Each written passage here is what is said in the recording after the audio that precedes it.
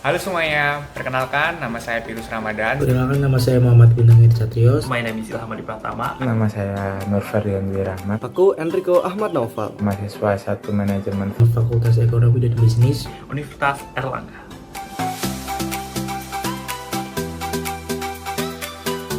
Ini saya akan menjelaskan time-based competition. Nah, ini itu pendekatan manajemen operasi yang menekankan pada pengelolaan waktu siklus produksi dan peningkatan responsivitas terhadap kebutuhan pelanggan. Dengan kata lain itu, mereka menghargai waktu dan hal ini tercermin dalam perilaku pembelian mereka. Oleh karena itu, misalnya nih di pasar industri, pembeli itu cenderung mencari pemasok dengan waktu tunggu terpendek yang dapat memenuhi spesifikasi kualitas mereka. Pada di pasar konsumen, pelanggan ini memilih dari merek yang tersedia pada saat itu. Jika merek yang diinginkan habis persediaannya, sangat mungkin merek pengganti itu akan dibeli sebagai penggantinya.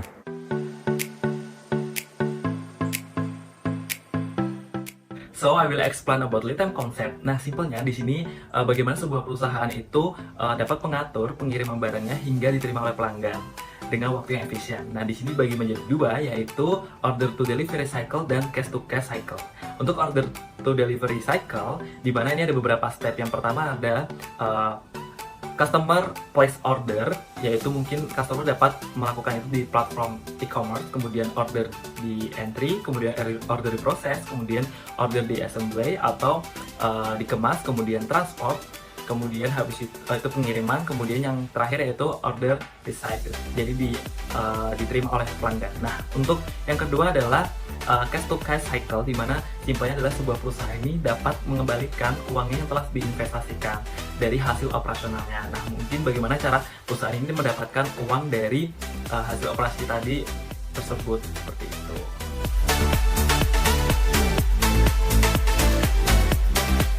Nah, jadi di sini saya akan menjelaskan logistik pipeline management. Jadi pipeline management ini tuh yang dimana waktu tunggu manufaktur dan pengadaan itu sesuai dengan kebutuhan pasar. Nah, di sisi lain, pipeline management ini tuh memenuhi tantangan kompetitif untuk meningkatkan kecepatan respon terhadap kebutuhan yang ada di pasar. Nah, manajemen pipeline ini sendiri tujuannya itu untuk menurunkan harga atau menurunkan biaya, lalu kualitasnya lebih tinggi, terus lebih fleksibel lagi, terus waktu responsnya itu juga lebih cepat.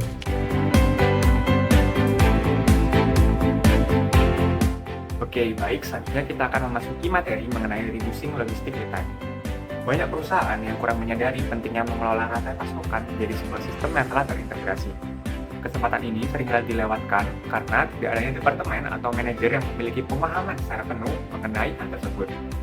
Nah, peta rantai pasokan sendiri merupakan sebuah gambaran secara umum mengenai waktu dan proses dan aktivitas yang terlibat dalam pergerakan bahan atau produk melalui rantai pasokan.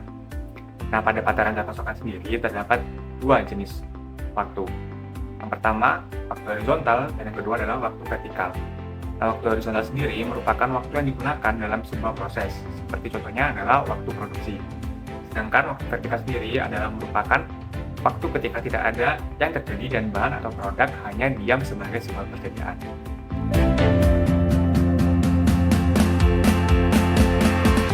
bottleneck itu secara harfiah artinya kemacetan. Nah, kemacetan gimana sih?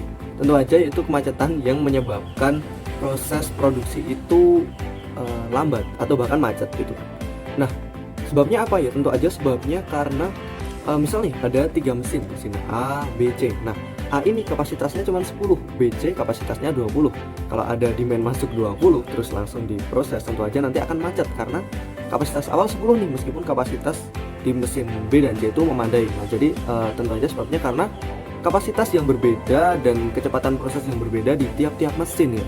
Nah, cara menanganinya gimana? Ya paling gampang tentu aja upgrade mesin ya. Jadi kayak ya wes upgrade mesin aja, nanti kan juga bakalan lebih lancar. Nah, yang lainnya yaitu bisa mengalokasikan sumber daya dengan lebih efisien. I mean kayak ya aliran sumber dayanya itu yang krusial diduluin lah daripada yang kurang krusial. Nah, itu juga bisa mengatasi bottleneck.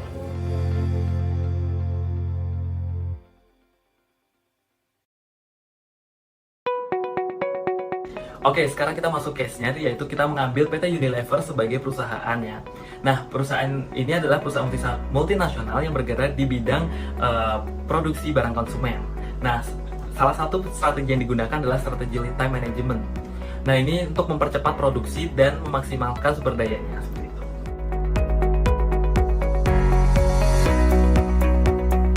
Jadi di sini saya akan menjelaskan case yang menggunakan time based competition, yaitu di Unilever. Nah, Unilever sendiri contohnya di time based competition ini menerapkan teknologi dan sistem informasi yang canggih. Nah, itu seperti Internet of Things, lalu Big Data Analysis, dan sistem manufaktur yang terhubung. Nah, untuk meningkatkan visibilitas dan pengendalian atas proses produksi. Dan ini akan membantu mereka yang mengidentifikasi potensi bottleneck, mengoptimalkan penggunaan sumber daya, dan mengurangi waktu yang terbuang.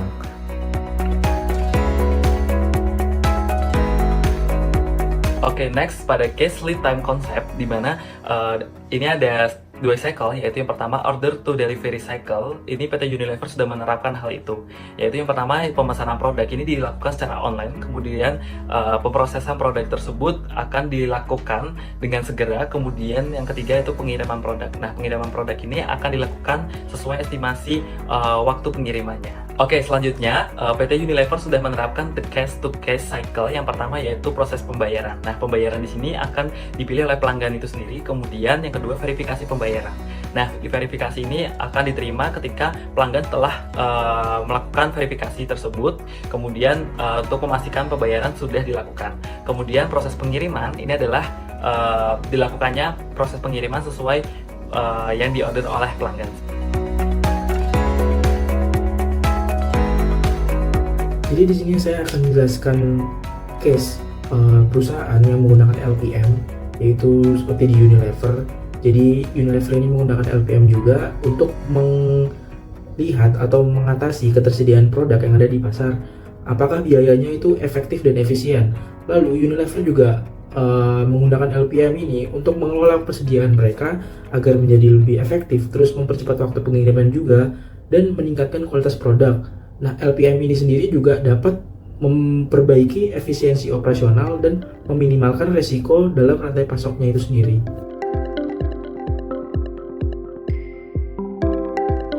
Baik, selanjutnya kita akan membahas tentang bagaimana sih cara PT Unilever Indonesia untuk mempercepat proses produksi mereka.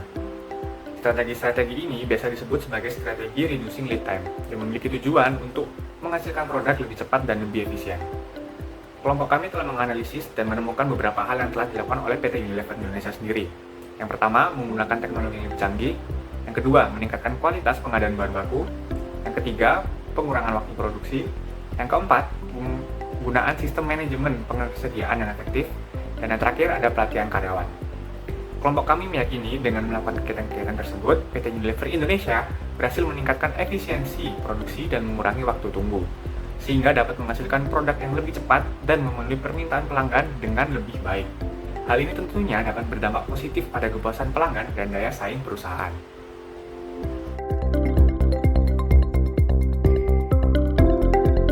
Oke, selanjutnya kita menuju ke case ya. Jadi Unilever itu punya case kayak gini.